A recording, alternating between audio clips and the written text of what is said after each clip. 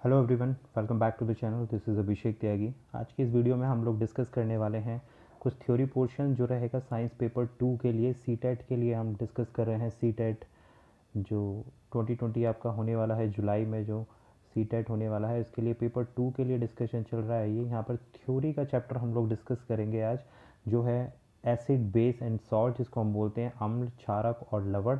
देखिए यहाँ से बहुत सारे क्वेश्चंस बनते हैं, जहाँ पर भी जिस भी टीचिंग एग्जामिनेशंस में, चाहे वो यूपी टेट हो, सी टेट हो, के वी एस हो, डी ट्रिपल एस बी हो, किसी में भी जहाँ पर भी साइंस पूछी जा रही है आपसे पेपर 2 में, जूनियर लेवल की साइंस में, वहाँ से इन टॉपिक से क्वेश्चन ज़रूर देखने के लिए मिलते हैं। तो इस चैप्टर में हम लोग डिस्कस कर लेंगे आज कि इन सब की प्रॉपर्टीज़ क्या होती है और किस तरीके के क्वेश्चंस यहाँ से बन सकते हैं।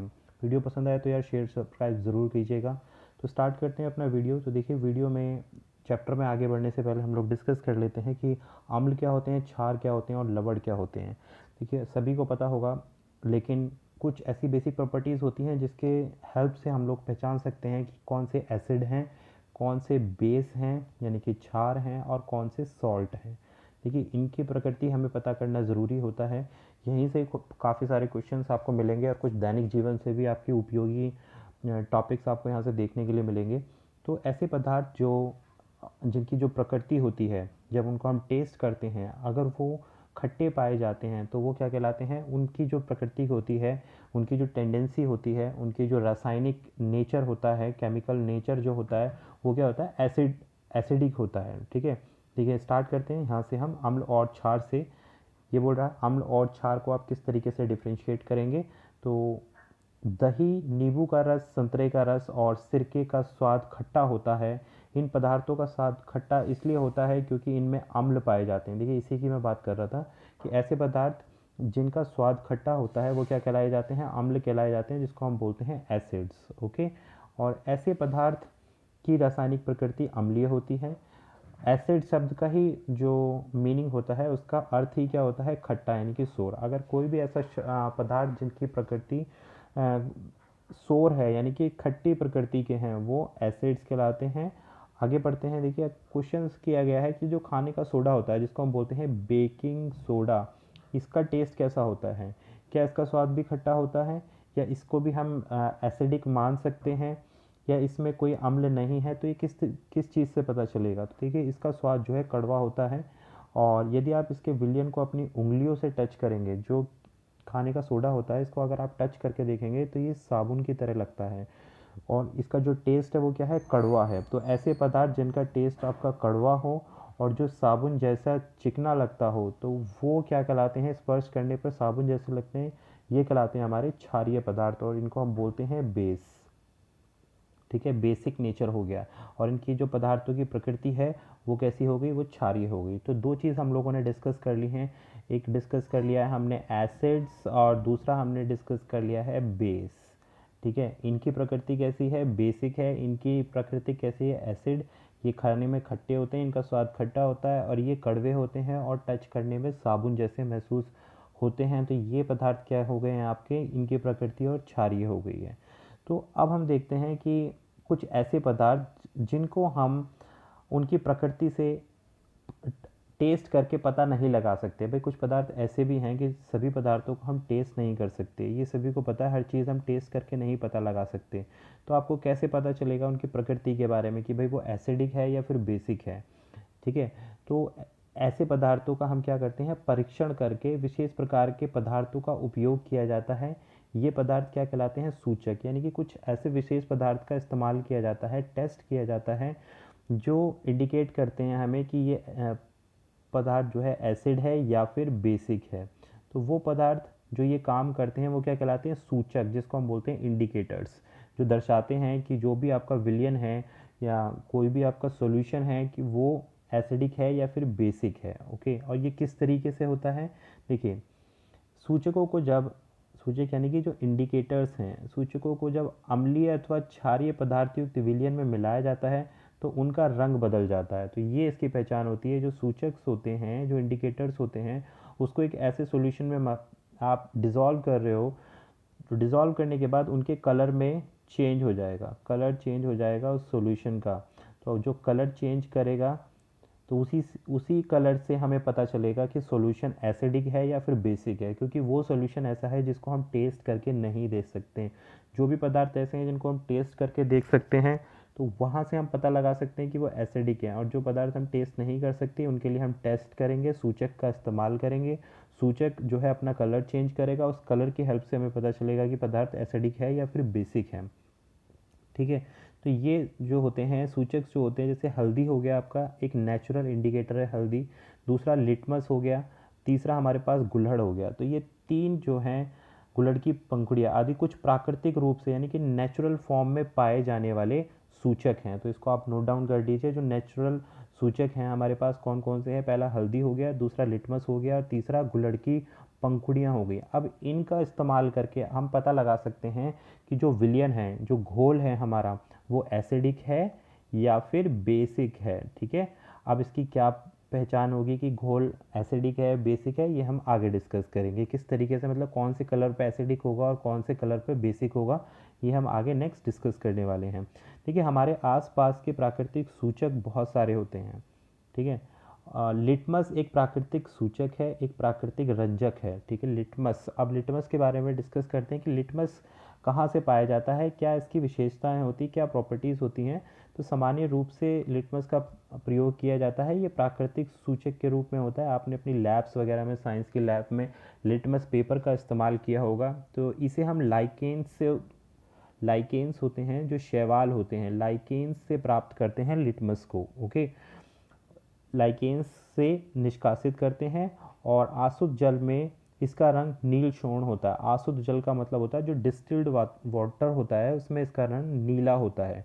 जब इसे अम्लीय विलयन में मिलाया जाता है तो ये लाल हो जाता है, और जब क्षारीय विलयन में मिलाया जाता है तो यह नीला हो जाता है। देखिए, यहाँ से ही सारी चीज़ आप क्लियर कर पाएंगे। देखिए, यहाँ से लिटमस पेपर से बहुत सारे क्वेश्चंस आप लोगों के पेपर में कई बार आपसे पूछे जाते हैं कि लिटमस पेपर को किस सॉल्यूशन में, यानी कि अगर हम एसिड हमें पता लगाना है या फिर बेस का पता लगाना है, तो इस तरीके के क्वेश्चंस मैंने भी आपको कराए हैं। जो मैराथन सीरीज़ है तो वहाँ पर ये क्वेश्चंस आए हैं, तो इसको रटने की ज़रूरत नहीं है। तो अगर हमारे पास लिटमस पेपर है, पहली बात ये कैसा सूचक है, ये हमारे पास प्राकृतिक सूचक है। कहाँ से इसका उत्पादन होता है, कहाँ से प्राप्त किया जाता है, लाइकेनों से, यानी कि शैवाल से लिटमस पेपर प्राप्त किया जाता है। पहला कलर। अब इसका कलर नील शोण होता है भाई, इसका नीला कलर होता है इसका, जब हम इसे डिस्टिल्ड वाटर में रखते हैं। तो पहली बात, अगर हम, ये क्या है, एक सूचक है, इंडिकेटर से। अब ये बताएगा कि जो विलयन है, अगर विलयन जो है अम्लीय है, इसको अगर अम्लीय विलयन के साथ मिलाया जाता है तो ये कैसा हो जाएगा, ये लाल हो जाएगा भाई, रेड कलर का हो जाएगा। अगर ये रेड कलर का हो गया तो समझ लीजिए कैसा विलयन है हमारे पास, अम्लीय विलयन है। लिटमस पेपर की बात हो रही, लाइकेन्स से जो प्राप्त होता है। दूसरा, अगर यह क्षारीय विलयन में मिलाया जाता है तो ये कैसा हो जाता है, नीला हो जाता है। तो बस बात क्लियर हो गई कि अगर हमें एसिड का पता लगाना है तो लिटमस का अगर हम इस्तेमाल कर रहे हैं और विलयन से लिटमस ने कलर चेंज कर दिया अपना, कैसा हो गया, रेड हो गया, तो एसिड हो गया। और अगर हमारे पास ब्लू हो गया तो कैसा हो गया, बेस हो गया। तो भाई यहाँ से ये हमारे बहुत ही इंपॉर्टेंट चीज़ निकल के आ रही है, बहुत इंपॉर्टेंट क्वेश्चंस यहाँ से बनने की संभावना है। आगे बढ़ते हैं भाई। यह विलयन के रूप में अथवा कागज़ की पट्टियों के रूप में उपलब्ध होता है, जिसे हम लिटमस पेपर कहते हैं। तो लिटमस जो है सॉल्यूशन के रूप में भी प्राप्त हो सकता है और लिटमस पेपर के फॉर्म में भी प्राप्त हो सकता है। सामान्यतः यह लाल और नीले लिटमस पेपर के रूप में उपलब्ध होता है। जो भी हमारा पेपर है, या तो ये जनरली रेड कलर में होता है या फिर नीले कलर में होता है। देखिए, इसके कुछ फिगर हैं यहाँ पर। ये जो आप फिगर देख रहे हैं ये है शैवाल की। ठीक है, ये क्या है, लाइकेन्स हैं। ये है हमारे पास लाइकेन्स, जिनको हम बोलते हैं शैवाल, और इसी से लिटमस पेपर प्राप्त किया जाता है। और लिटमस पेपर के कितने प्रकार हैं, लिटमस पेपर सामान्यतः दो कलर में मौजूद होता है। पहला हो गया आपका रेड कलर में और दूसरा हो गया आपका ब्लू कलर में। ओके, तो ये हो गया हमारी लिटमस पेपर की बात। अब कुछ सॉल्यूशंस ऐसे हैं जिनको हम डिस्कस कर लेते हैं कि अम्ल का नाम और किस में पाया जाता है। जो एसिड्स होते हैं, जैसे ये एसिडिक एसिड होता है, ये किस पदार्थ में पाया जाता है, तो ये सिरका जो जो हमारा विनेगर है उससे एसिडिक अम्ल हमारा पाया जाता है। दूसरा होता है फॉर्मिक एसिड। अब देखिए, एसिडिक एसिड का केमिकल फार्मूला क्या होता है, ये भी आप देख लीजिए। CH3COOH क्या होता है हमारे पास, ये हो गया एसिडिक एसिड, और ये सिरके में पाया जाता है। ठीक है भाई। अब आता है हमारे पास फॉर्मिक अम्ल, जो चींटी के डंक में पाया जाता है। बहुत ही इंपॉर्टेंट क्वेश्चन है, कई बार सीटेट में पूछा गया है यहाँ से कि जो चींटी के डंक में किस तरीके का अम्ल मौजूद होता है। तो इसमें फॉर्मिक एसिड मौजूद होता है, जिस फॉर्मिक एसिड, और इसका जो फॉर्मूला है वो है हमारे पास CHCOOH, यानी कि COOH ग्रुप इसमें कनेक्टेड होता है फॉर्मिक एसिड में। नेक्स्ट आता है हमारे पास सिट्रिक एसिड। सभी को पता है सिट्रिक एसिड नींबू के रस में, यानी कि संतरा में जितने भी खट्टी पदार्थ होते हैं उसमें सिट्रिक एसिड पाया जाता है। खट्टा होगा तो सीधी सी बात है एसिड इसकी प्रकृति होगी, लेकिन कौन सा है? सिट्रस। और इनको हम इतने जो फल होते हैं इनको सिट्रस फ्रूट भी बोल देते हैं। तो यहाँ से भी बहुत सारे क्वेश्चन डेवलप होते हैं आप लोगों के लिए। लैक्टिक अम्ल, देखिए मैं कई बार करा चुका हूँ कि जो लैक्टिक अम्ल है वो किस चीज़ से बनाता है। लैक्टिक अम्ल में कैसे होते हैं? ये दही में पाया जाता है लैक्टिक अम्ल, क्योंकि दही जमाने की जो प्रक्रिया होती है वो किसके द्वारा होती है? बैक्टीरिया के द्वारा। बैक्टीरिया के द्वारा दही जमाई जाती है और इसकी जो प्रकृति है वो कैसी है? लैक्टिक अम्ल इसमें मौजूद होता है। नेक्स्ट आता है हमारे पास पालक। जो पालक होता है उसमें ऑक्सैलिक एसिड पाया जाता है पालक के अंदर।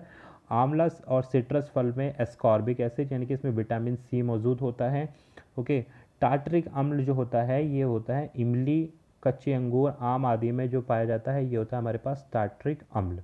अब क्षार की बात कर लेते हैं कि क्षार जो बेसिक होते हैं, बेस जो होते हैं वो किस में पाए जाते हैं? देखिए कैल्शियम हाइड्रोक्साइड, सभी ने इसका नाम सुना होगा कैल्शियम हाइड्रोक्साइड का। तो ये चूने के पानी में पाया जाता है और इसका जो फॉर्मूला होता है वो होता है CaOH का होल ट्वाइस। तो ये हो गया हमारे पास कैल्शियम हाइड्रोक्साइड।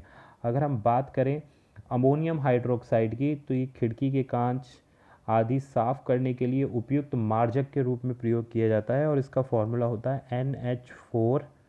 NH4OH। तो ये क्या हो गया आपका? Ammonium hydro oxide. भाई इनकी केमिकल नेम भी पता होना बहुत ज़रूरी है, कई बार वरना कन्फ्यूज़न हो जाता है। नेक्स्ट देखते हैं हम सोडियम हाइड्रोक्साइड और पोटेशियम हाइड्रोक्साइड।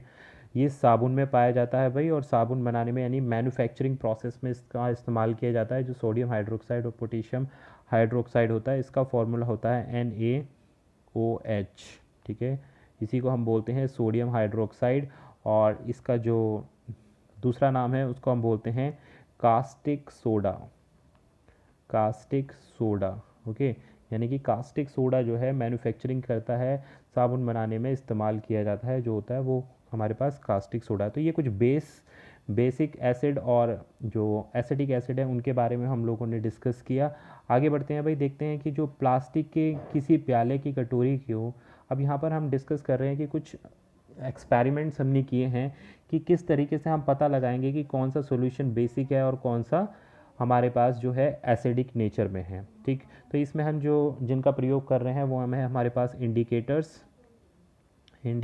जो हैं वही हैं हमारे पास, यानी कि या तो हम लिटमस पेपर का इस्तेमाल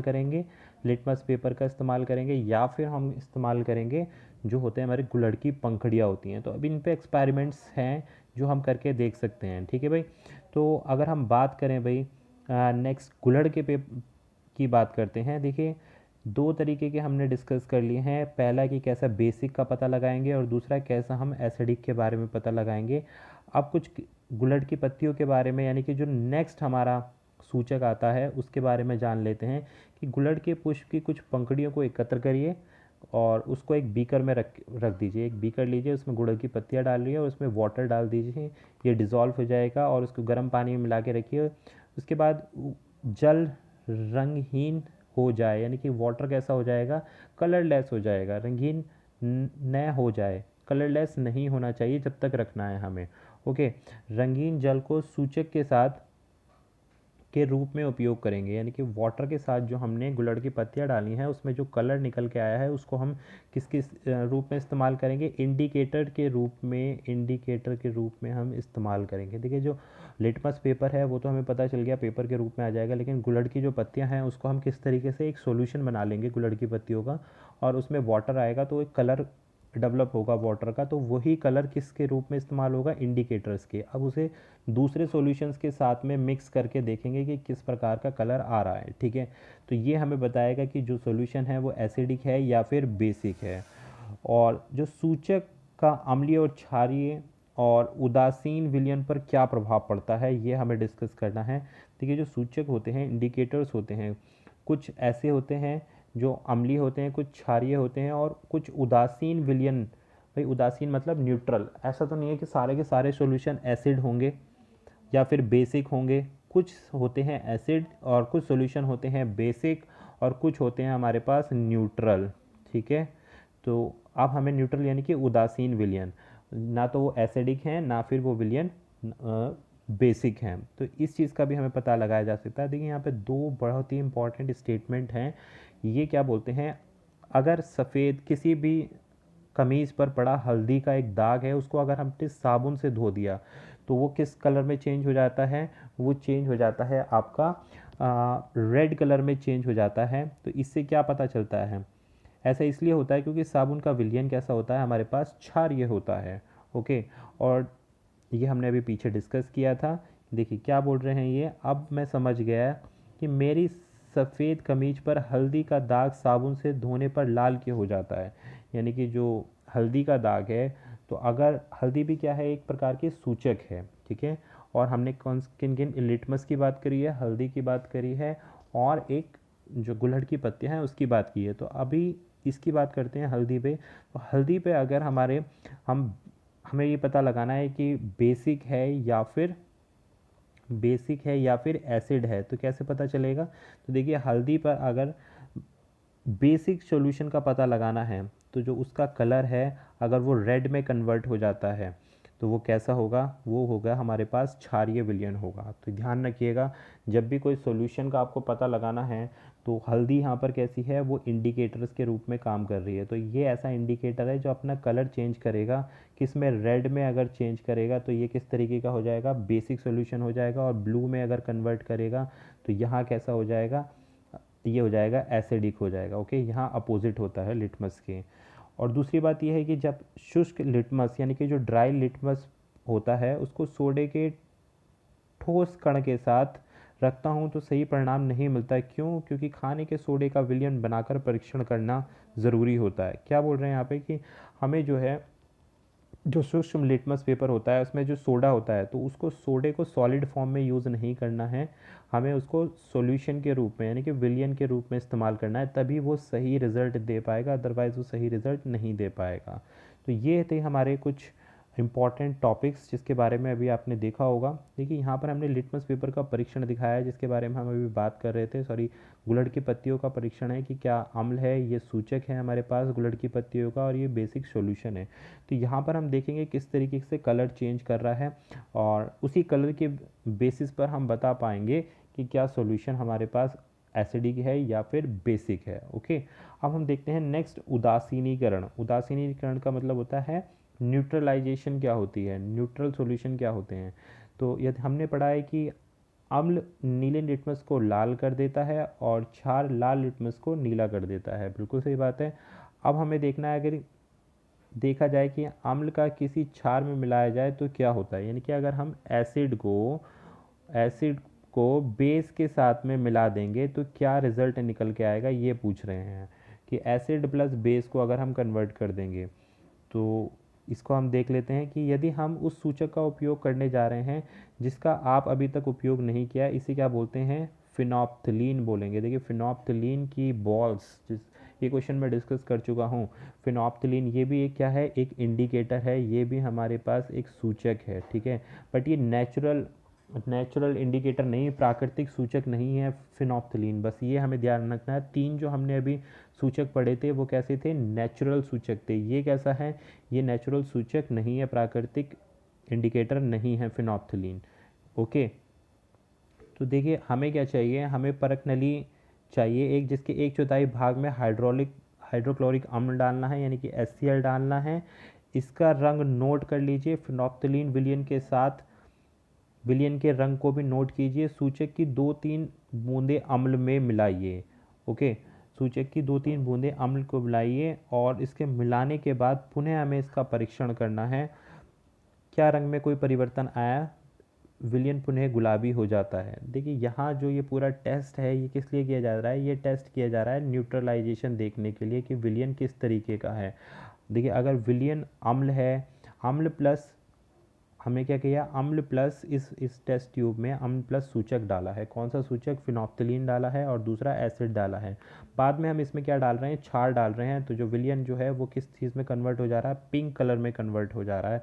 तो इसकी प्रकृति का पता लग रहा है कि प्रकृति किस तरीके की है और ये न्यूट्रलाइजेशन को किस तरीके से प्रभावित कर रहा है। तो देखिए, जब भी हम किसी भी एसिड को बेस के साथ में कन्वर्ट करते हैं तो क्या निकलता है, वहाँ से ऊष्मा निकलती है। ध्यान रखिएगा, अभिक्रिया की दर में हमेशा ऊष्मा निकलेगी। उदासीकरण अभिक्रिया में नए पदार्थ निर्मित होता है जो कि लवण कहलाता है। यानी कि एसिड के साथ में जब हम बेस को मिलाएंगे तो क्या मिलेगा आपको, सॉल्ट मिलेगा और हीट मिलेगी, यानी कि ऊष्मा का उत्सर्जन होगा। तो ये बहुत इंपॉर्टेंट केमिकल रिएक्शन है, इसका हमें ध्यान रखना है। तो यही इस पूरे पैराग्राफ में बोला जा रहा है कि किसी अम्ल और किसी क्षार के बीच होने वाली अभिक्रिया उदासीनीकरण कहलाती है।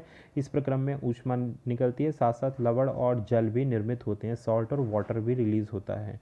अब हम पढ़ते हैं एक बहुत ही इंपॉर्टेंट टॉपिक जो कहलाता है हमारे पास एसिड रेन, जिसको हम बोलते हैं अम्ल वर्षा।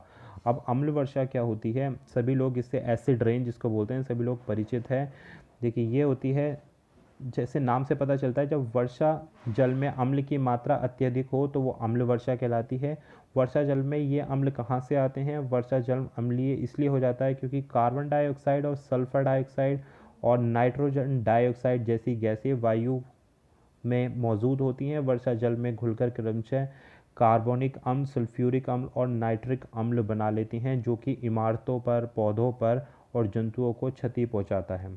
तो अब इसको सार में डिस्कस करें, एक छोटी समरी में डिस्कस करें, तो जो एसिड रेन होता है, एसिड रेन होता है वो किस चीज़ की वजह से होता है, सल्फर डाइऑक्साइड, तो ये पूछा जाता है, plus nitrogen dioxide NO2, SO2 plus NO2 के कॉम्बिनेशन से क्या बनता है, एसिड रेन बनता है। ठीक है भाई, ये दो इसके मेन कंस्टिट्यूएंट गैस है और ये एटमॉस्फेयर में पाई जाती हैं। तो जो अम्ल वर्षा होती है जिसमें अम्ल की मात्रा बहुत ज़्यादा होती है, तो इसीलिए हम इसको अम्ल वर्षा कहते हैं। और वर्षा के जल के साथ घुलकर ये क्या बनाती हैं भाई, कार्बोनिक अम्ल बनाती हैं, सल्फ्यूरिक अम्ल और नाइट्रिक अम्ल बनाती हैं। यानी कि SO2 प्लस NO2 वर्षा के जल जो पानी होता है उसके साथ डिजॉल्व होकर कार्बोनिक अम्ल, सल्फ्यूरिक अम्ल और नाइट्रिक अम्ल का निर्माण करती हैं। और ये जब भवनों पर गिरता है या पौधों पर, जंतुओं पर गिरता है तो उनके लिए बहुत ही हार्मफुल होता है। तो ये हुई आपकी एसिड रेन की बात। और जो हम बात कर रहे थे एक केमिकल रिएक्शन की, वो यही है हमारे पास, अम्ल प्लस क्षार से लवण और जल मिलेगा, ऊष्मा नियुक्त होगी। ये हमारे पास अभिक्रिया है। जैसे हमने HCl एक हमारे पास एसिड है, सोडियम हाइड्रोक्लोराइड NaCl हमारे पास क्या है, NaOH क्या है, बेस है। जब इसकी हम अभिक्रिया करते हैं तो हमारे पास क्या बनता है, सोडियम क्लोराइड बनता है, प्लस H2O बनता है, प्लस वाटर। क्या क्या किया है हमने, देखिए एक एसिड लिया है जो है HCl, प्लस इसमें सोडियम हाइड्रोक्साइड जिसकी हमने अभी बात करी थी NaOH, इससे क्रिया कराई तो क्या बन गया हमारे पास, NaCl, sodium chloride plus water H2O plus heat निकल गई, ऊष्मा रिलीज हो गई। तो ये उदासीनीकरण की एक क्या है भाई, केमिकल रिएक्शन है जिसके बारे में हमने बात किया था। ओके, अब दैनिक जीवन में उदासीनीकरण के कुछ उदाहरण हैं जिसको हमने बोला गया है। देखिए, सबसे जो इम्पोर्टेंट हम एग्जाम्पल लेते हैं होता है चींटी का डंक। देखिए, चींटी के डंक में क्या होता है, फॉर्मिक एसिड पाया जाता है। क्या है यहाँ पर, फॉर्मिक एसिड पाया जाता है चींटी के डंक में। और इसकी हेल्प से भाई ये एसिड डालेगा तो हमें इसको न्यूट्रलाइज किससे करना है, अब इसको हम न्यूट्रलाइज करेंगे बेस से। तो जब भी चींटी काटती है तो कुछ भी बेसिक सॉल्यूशन अगर आप लगाएंगे तो ये न्यूट्रलाइज हो जाएगा, उदासीन हो जाएगा, जो इसका एसिड का प्रभाव जो है वो उदासीन हो जाएगा। ओके, यही इसमें इस पूरे इसमें बताया गया है। और जैसे मृदा उपचार करने के लिए जो भी हमारे पास उर्वरक होते हैं, फर्टिलाइज़र्स होते हैं, तो मृदा को, अगर मृदा हमारे पास अम्लीय है, यदि अत्यधिक अम्लीय है तो उसमें क्षार मिला देते हैं तो पादप की वृद्धि अच्छी होती है। और अगर हमारे पास सॉयल जो है वो कैसी है, क्षारीय है, तो उसमें हम अम्ल मिला देते हैं। ओके, तो फिर बेसिक न्यूट्रलाइज हो जाती है। लेकिन ना तो सॉइल में ज़्यादा एसिड होना चाहिए और ना ही बेस होना चाहिए, इनको बैलेंस करने के लिए हम एक दूसरे की हेल्प लेते हैं और इस प्रोसेस को हम क्या बोल रहे हैं, इस प्रोसेस को ही हम न्यूट्रलाइजेशन बोल रहे हैं। ठीक है, तो जो आज के इस लेसन में हम लोग क्या क्या इंपॉर्टेंट चीज़ सीखी हैं, देखिए जो इंपॉर्टेंट वर्ड्स हमने यानी कि एसिड के बारे में बात किया, बेस के बारे में, सूचक यानी कि इंडिकेटर्स के बारे में बात किया है। और इंडिकेटर्स, नेचुरल इंडिकेटर हल्दी हो गया, लिटमस पेपर हो गया और तीसरा गुल्हड़ का गुल्हड़ हो गया। ओके, तो तो ये हमारे पास क्या थे, ये थे नेचुरल इंडिकेटर्स। और जो आर्टिफिशियल हमने देखा था वो क्या था, फिनोक्सिलीन की जो बॉल्स होती हैं वो होती हैं। उदासीनीकरण विलयन जो न्यूट्रल होता है, उदासीनीकरण जो प्रोसेस हमने पढ़ी, लवण यानी कि जो सॉल्ट रिलीज होता है। तो ये पूरा प्रोसेस हम लोगों ने आज स्टडी किया। तो देखिए कुछ इंपॉर्टेंट पॉइंट्स हैं, ये की पॉइंट्स हैं, इनको ज़रूर देखना है आपको, यहीं से सारा सॉल्यूशन निकल के आएगा। अम्ल स्वाद में कैसे होते हैं भाई, खट्टे होते हैं। क्षार स्वाद में कैसे होते हैं, कड़वे होते हैं। तथा उनका स्पर्श कैसा होता है, साबुन के जैसा होता है। तो ये किसकी डेफिनेशन हो गई, एसिड और बेस की डेफिनेशन हो गई आपके पास ये। नेक्स्ट आगे हम देखते हैं इंपॉर्टेंट जो पॉइंट है, अम्ल नीले लिटमस पेपर को लाल कर देता है। जो भी एसिड्स होते हैं वो नीले लिटमस पेपर को कैसे कर देंगे, रेड कर देंगे। और क्षार जो होंगे वो लाल लिटमस पेपर को क्या कर देंगे, नीला कर देंगे। बहुत इंपॉर्टेंट है, इसको आप ध्यान रखिएगा। वे पदार्थ जो न तो अम्लीय होते हैं और ना ही क्षारीय होते हैं, ऐसे सब्सटेंस जो ना ही एसिड हैं और ना ही बेस हैं, क्या कहलाते हैं, न्यूट्रल कहलाते हैं, उदासीन कहलाते हैं। ऐसे पौधों के विलयन, ऐसे जो प्लांट्स होते हैं इनके सॉल्यूशन जो अम्लीय, क्षारीय और उदासीन विलयन में, यानी कि जो एसिड्स में, बेस में और न्यूट्रल विलयन में अलग अलग रंग दर्शाते हैं, अलग अलग कलर देते हैं, तो वो क्या कहलाते हैं, वो कहलाते हैं सूचक कहलाते हैं। अम्ल और क्षारक एक दूसरे को उदासीन करके लवण बनाते हैं। और लवण अम्लीय, क्षारीय अथवा उदासीन प्रकृति के हो सकते हैं। लवण यानी कि सॉल्ट, सॉल्ट आपका एसिड्स भी हो सकते हैं, यानी एसिड इनका नेचर हो सकता है, बेसिक भी हो सकता है और न्यूट्रल भी हो सकता है। तो ये था हमारे वीडियो के आज के इम्पॉर्टेंट जो टॉपिक हम लोगों ने एसिड बेस एंड सॉल्ट्स के बारे में डिस्कस किया। आई होप आपको ये पसंद आया होगा। पसंद आया तो आपको सब्सक्राइब करना है चैनल को। मिलेंगे आपसे ऐसी ही नई वीडियो थ्योरी वीडियो के साथ जो आपको हेल्प करेगी अच्छे मार्क्स स्कोर करने के लिए। This was Abhishek Tyagi. Thank